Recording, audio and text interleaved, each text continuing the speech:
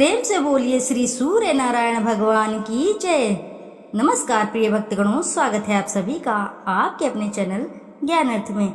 आप सभी का दिन शुभ और मंगलमय हो। श्रोताओं, चैत्र के इस महीने में पूड़ी, हलवा आदि का नैवेद्य मिष्ठान का दान एवं खीर भोजन करना बहुत ही उत्तम माना जाता है। रविवार के दिन जो भी साधक इस तरह प्रक्रिया करता है, उनके सभी मनोरथ शीघ्र ही पूर्ण होते हैं भगवान सूर्य नारायण की कृपा से।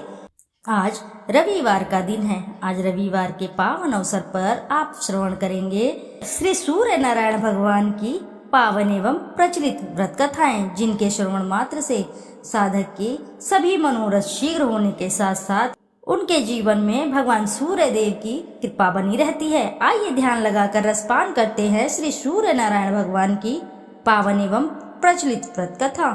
द्वापर युग की बात है।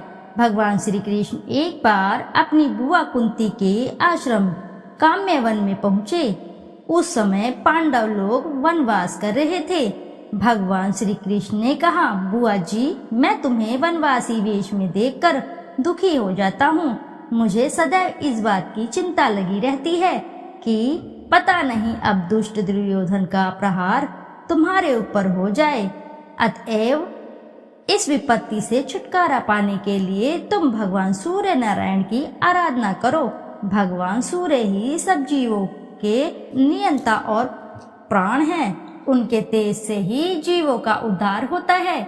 भगवान श्री कृष्ण ने बतलाया कि एक बार शंकर जी से पार्वती जी ने कुछ पूछा था, उसे मैं तुमसे बतला रहा हूँ। शिव जी ने पार्वती जी से कहा, यदि तुम इस बात की जानकारी प्राप्त करना चाहती हो तो मथुरापुरी में जाओ। यहाँ सूर्यपुत्री यमुना जी की धारा प्रवाहित होती है। यमुना के तट पर ऋषि, महर्षि, मुनि आदि निरंतर तपस्यारत रहते हैं। भगवान रुद्र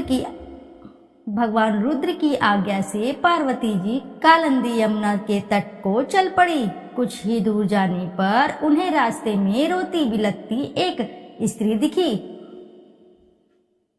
उसने बतलाया कि उसका नाम कुसुमवती है और उसका निवास कुसुमावर वन के बीच में है। संतानहीन होने के कारण उसके पति वसंत ने उसे त्याग दिया है और इस प्रकार वह निराश्रिता हो गई है। पार्वती जी उस स्त्री को साथ ले आगे चली कि उन्हें रोती हुई एक दूसरी स्त्री मिली। उसने बतलाया कि मेरा नाम गंगा है। मेरे पति महाराज शांतनु ने पुत्रों के जीवित न रहने के कारण मुझे अपमानित किया, जिससे मैं दुखी होकर घर चली आई हूँ। इसी प्रकार थोड़ी दूर जाने पर मधुवन में माधवी नाम की एक स्त्री और मिली, जो पति के वैभव का नाश होने के कारण घर से निकाल दी गई। इसके अनंतर आगे जाने पर कुमुद वन में कुमुदा नाम की स्त्री से भेंट हुई, जिसके पति को राजा ने बंदी बना लिया था और वह व्याकुल होकर विलाप कर रही थी।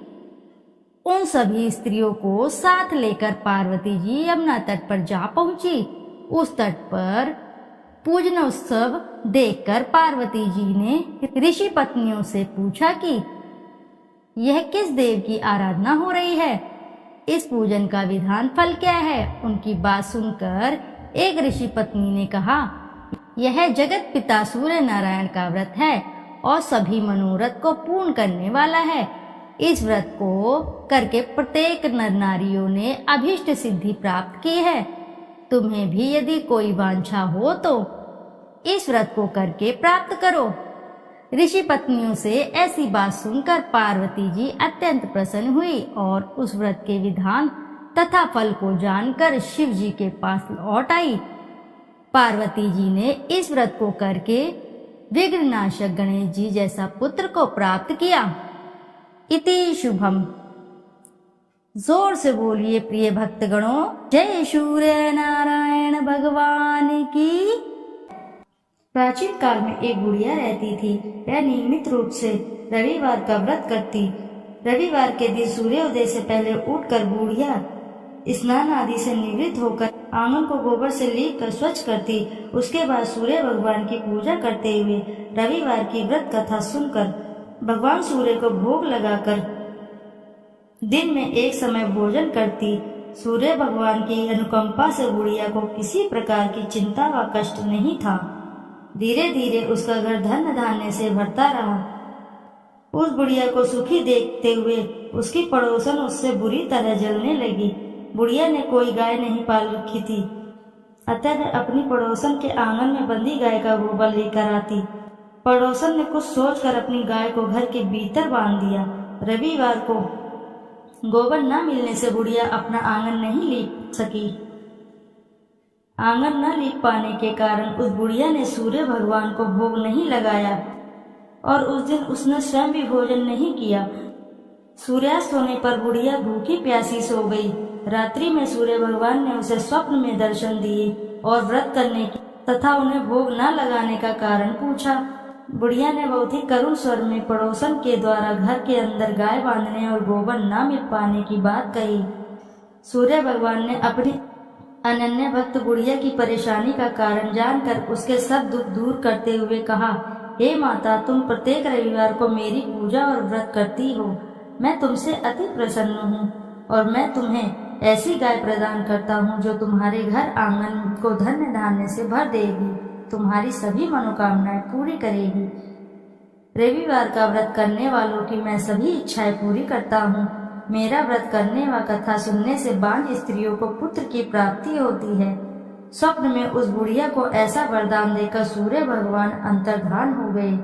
प्रातःकाल सूर्य उदय से पूर्व उस बुढ़िया की आंख खुली तो वह अपने घर के आंगन में सुंदर गाय और बछड़े को देखकर हैरान हो गई। गाय को आंगन में बांधकर उसने जल्दी से उसे चारा लाकर खिलाया।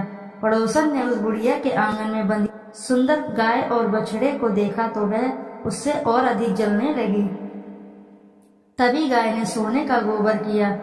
गोबर को देखते ही पड़ोसन की आंखें फट गई। पड़ोसन ने उस बुढ़िया को आसपास न पाकर तुरंत उस गोबर को उठाया और अपने घर ले गई तथा अपनी गाय का गोबर वहां रख आई। सोने के गोबर से पड़ोसन ने कुछ ही दिनों में धनवान हो गई। गाय प्रतिदिन सूर्योदय से पूर्व सोने का गोबर किया करती थी और बुढ़िया के उठने के पहले पड़ोसन उस गोबर को उठाकर ले जाती थी। बहुत दिनों तक बुढ़िया को सोने का गोबर के बारे में कुछ पता ही नहीं चला। बुढ़िया पहले की तरह हर रविवार को भगवान सूर्य देव का व्रत करती रही और कथा सुनती रही, लेकिन सूर्य भगवान को जब पड़ोसन की चालाकी का पता चला तो उन्होंने तेज आंधी चलाई। आंधी का प्रकोप देखकर बुढ़िया ने गाय को घर के भीतर बांध दिया। सुबह उठकर बुढ़िया ने सोने का गोबर देखा, उसे बहुत आश्चर्य हुआ। उस दिन के बाद बुढ़िया गाय को घर के भीतर ही बांधने लगी। सोने के गोबर से बुढ़िया कुछ ही दिनों में बहुत धनी हो गई। उस बुढ़िया के धनी होने से पड़ोसन बुरी तरह जल भूनकर राख हो गई और उसने अपने पति को समझा बुझाकर उस नगर के राजा के पास भेज दिया। राजा को जब बुढ़िया के पास सोने के गोबर देने वाली गाय के बारे में पता चला तो उसने अपने सैनिक भेजकर बुढ़िया की गाय लाने का आदेश दिया। सैनिक उस बुढ़िया के घर पहुंचे। उस समय बुढ़िया सूर्य भगवान को भोग लगाकर स्वयं भोजन ग्रहण करने वाली थी। राजा के सैनिकों ने गाय और बछड़े को खोला और अपने साथ महल की ओर ले चले गए। बुढ़िया ने सैनिकों से गाय और बछड़े को न ले जाने की प्रार्थना की। बहुत रोई, बहुत चिल्लाई, लेकिन राजा के सैनिक नहीं माने। गाय व बछड़े के चले जाने से बुढ़िया को बहुत दुख हुआ। उस दिन उसने कुछ भी नहीं खाया और सारी रात सूर्य भगवान से गाय व बछड़े का लौटाने के लिए प्रार्थना करती रही। सुंदर गाय को देखकर राजा बहुत खुश हुआ। सुबह जब उस राजा ने सोने का गोबर देखा तो उसे आश्चर्य का ठिकाना न रहा। उधर सूर्य भगवान को उस भूखी प्यासी बुढ़िया को इस तरह प्रार्थना करते देख उस पर बहुत करुणा आई। उसी रात सूर्य भगवान ने राजा को स्वप्न में कहा, राजन, बुढ़िया की गाय व बछड़ा तुरंत लौटा दो, नहीं तो तुम पर विपत्तियों का पहाड़ टूट पड़ेगा, तुम्हारा महल नष्ट हो जाएगा। सूर्य भगवान के स्वप्न से बुरी तरह भयभीत राजा ने उठते ही गाय और बछड़े को तुरंत लौटा दिया। राजा ने बहुत सा धन देकर बुढ़िया से अपनी गलती की क्षमा मांगी। राजा ने पड़ोसन और उसके पति को उनकी इस दुष्टता के लिए दंड भी दिया। फिर राजा ने पूरे राज्य में घोषणा कराई कि सभी स्त्री पुरुष रविवार का व्रत किया करें। रविवार का व्रत करने से सभी लोगों के घर धन्य धान्य से भर गए, चारों ओर खुशहाली छा गई, सभी लोगों के शारीरिक कष्ट दूर हो गए।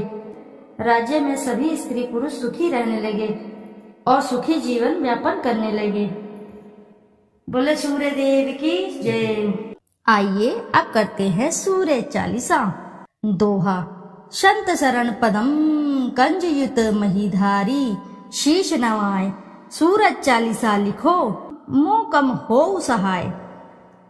जयति जयति सूर्य भवाना, तब महिमा श्रुति वेद बखाना। सब सुख खानी भगति तब स्वामी, प्रणतारती उर अंतरयामी। अद्भुत ज्योति कला छवि भारी, तीन लोक से शोभा न्यारी। युग सहस्त्र योजन परवासा, अतुल तेज बल अतुल प्रकाशा। कुंडल ललित हार गल राजे, शोभा निरकी मदन मन लाजे। श्वेत पदम अरु चक्रही धारे, सकल जीव को तुम रखवारे। उदय भय त्रिभुवन तम भागे, तजी निद्रा सब जीव ही जागे। नित्य कर्म सब लोगन करी, निज निज धर्म कर्म अनुसर ही।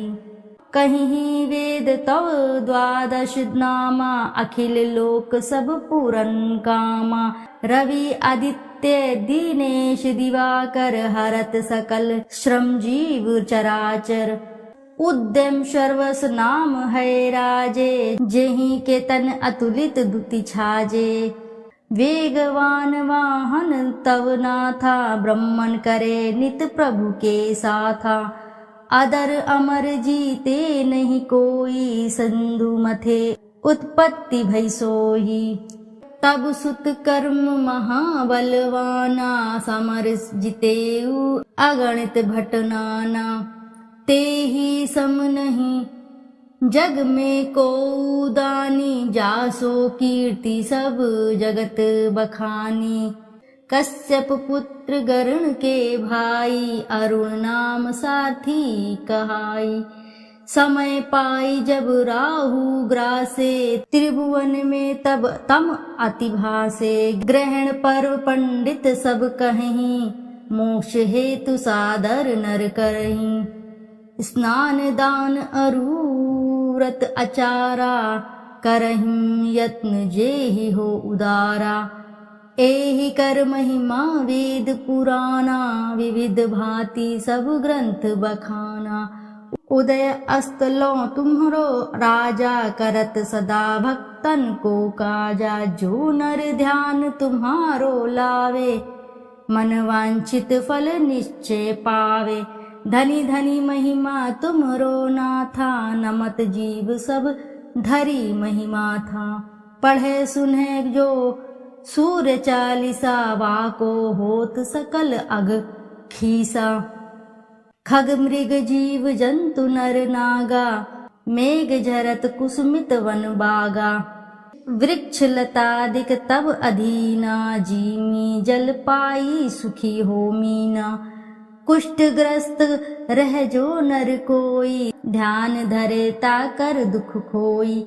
लवण रहित व्रत रवि को करही, वाको दुख पावक माज रही।